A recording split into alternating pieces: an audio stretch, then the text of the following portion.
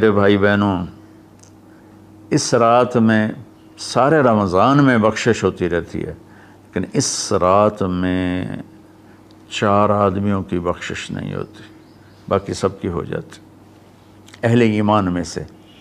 تو 4 آدمیوں کی بخشش نہ ہونے کا مطلب یہ ہے کہ اگر یہ توبہ نہیں کرتے تو ان کے لیے معافی کوئی نہیں، اگر یہ توبہ کر لیں تو ایک دم معافی، ان کو بھی اللہ کی رحمت ان کو اپنے چھاؤں میں لے لے گی۔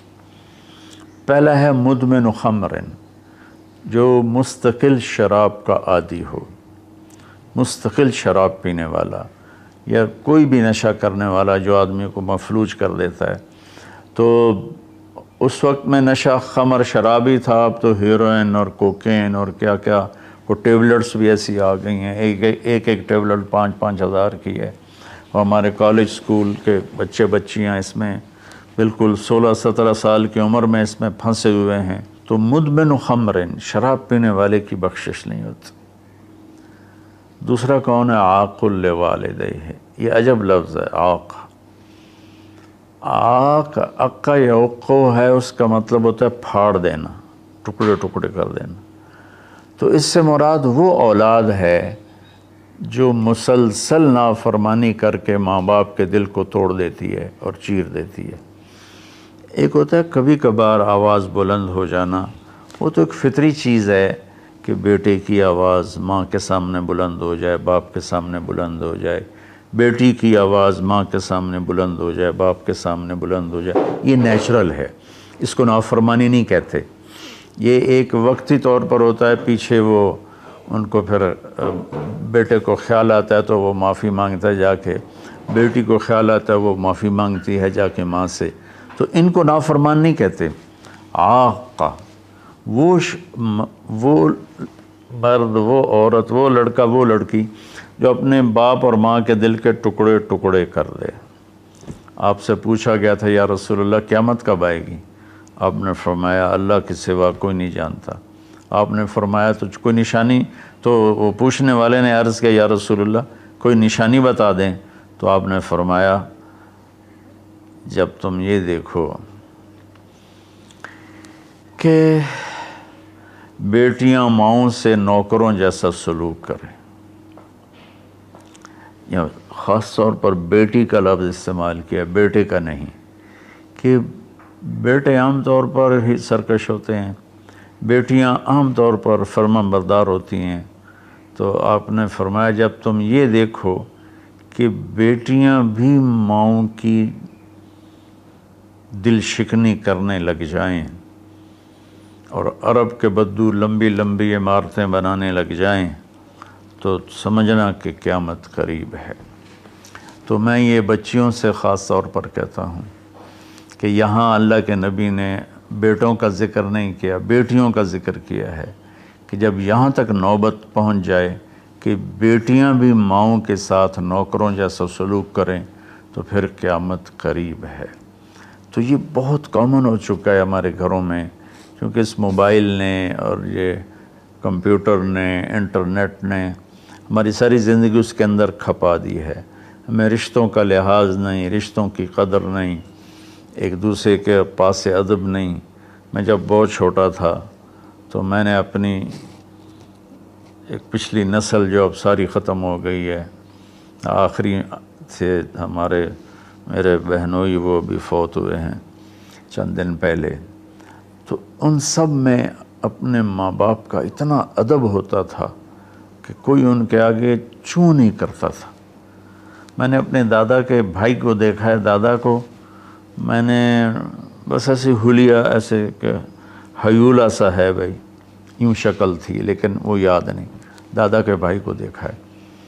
تو دادا کے بھائی کے جو بیٹے تھے نا، جب ڈیرے میں بیٹھتے تھے تو اپنے والد کے سامنے نہیں بیٹھتے تھے، پیٹھ کے پیچھے بیٹھتے تھے، حالانکہ دین کی کوئی خبر نہیں تھی۔ یہ اس وقت کی معاشرت تھی، مشرقی معاشرت۔ اب بھی آپ جائیں تھر میں تو ہندو عورتیں ہوں گی، جب گاڑی آئے گی تو ایک دم اپنا گھونگھٹ نیچے کر لیں گی، حالانکہ ہندو عورتیں۔ یہ تہذیب مشرق ہے۔ تو اسلام تو ویسے ہی عریانی فحاشی کی اجازت نہیں دیتا۔ تو ہماری تو مشرقی تہذیب بھی اس بات کی حامل ہے کہ عورت حیا کے پردے میں چھپی ہوتی. اور اللہ نے مجھے تاریخ پڑھنے کا بہت موقع دیا. دنیا میں یہ جو راجپوت قوم ہے یہ آرین ہے. تو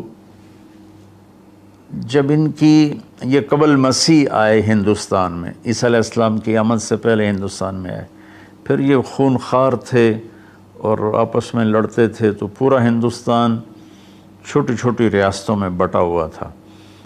کبھی کسی راجا نے 5-10 ریاستیں فتح کر لیں ورنہ یہ اس طرح تقسیم تھا. تو یہ دنیا کی واحد قوم ہے. جب انہیں یقین ہوتا تھا کہ ہمیں شکست ہو جائے گی تو وہ سب سے پہلے اپنی بیٹیوں کو، بیویوں کو، ماؤں کو قتل کر دیتے تھے کہ کوئی ہماری بیٹیوں کی عزت سے نہ کھیلے، ہماری بہنوں ماؤں کی عزت سے نہ کھیلے. پھر جا کر لڑتے تھے، اور عام طور پر جس کو شکست ہوتی تھی وہی ایسا کرتا تھا اور اپنی جان دے دیتے تھے. چھوٹا سا واقعہ سناتا ہوں کہ مراٹھوں نے ایک قلعے پر حملہ کیا، شیر گڑھ اس کا نام تھا. تو اس کا جو راجا تھا وہ راجپوت تھا، اس کی طرف سے اورنگزیب کی طرف سے وہ وہاں اس قلعے کا وہ حاکم تھا، لیکن تھا ہندو. اودے سنگھ اس کا نام تھا اور اس کی 18 بیویاں تھیں. تو مراٹھوں نے اس پر حملہ کیا، تو رات کے اندھیرے میں حملہ کیا. تو سارے 5000 کی فوج تھی، ہندو مسلم کٹھے، وہ شرابیں پی کے پڑے تھے. وہ 300 آدمی اندر گئے، ان کو اکھاڑ دیا. تو اودے سنگھ کو جب پتہ چلا کہ میدان ہاتھ سے نکل گئے تو اس نے اپنی 18 بیویوں کا سر قلم کر دیا اور پھر آ کے نیچے لڑا اور خود بھی مارا گیا. تو یہ ایک ثقافت تھی، تہذیب تھی.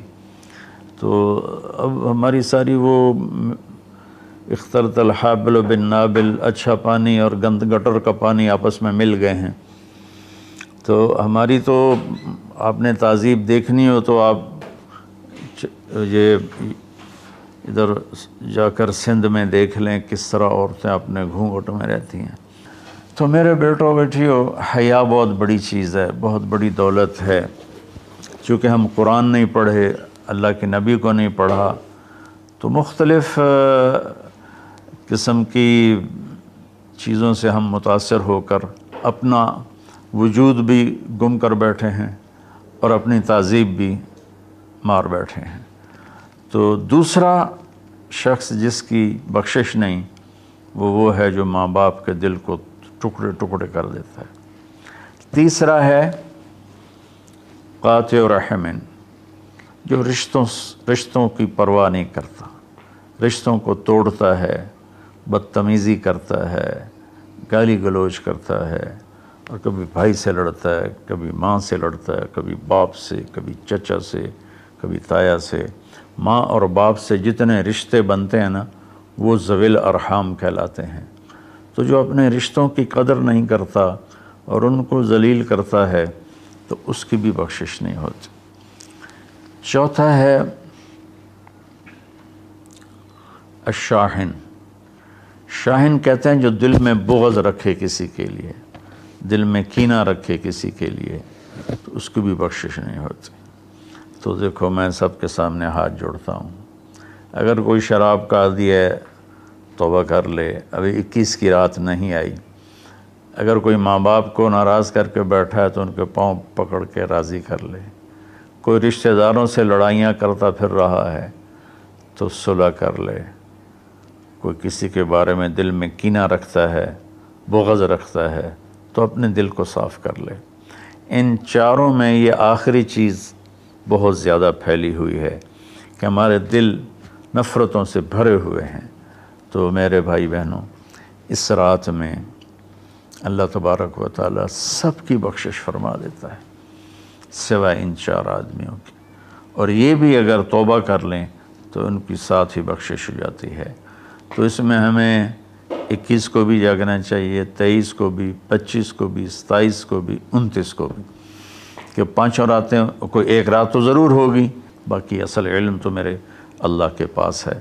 تو اپنے دل کو بھائی بہنوں صاف کرو، اور اس ایک رات میں 83 سال کا ثواب لے لو۔ اللہ تعالیٰ مجھے آپ کو عمل کی توفیق بخشے۔ السلام علیکم۔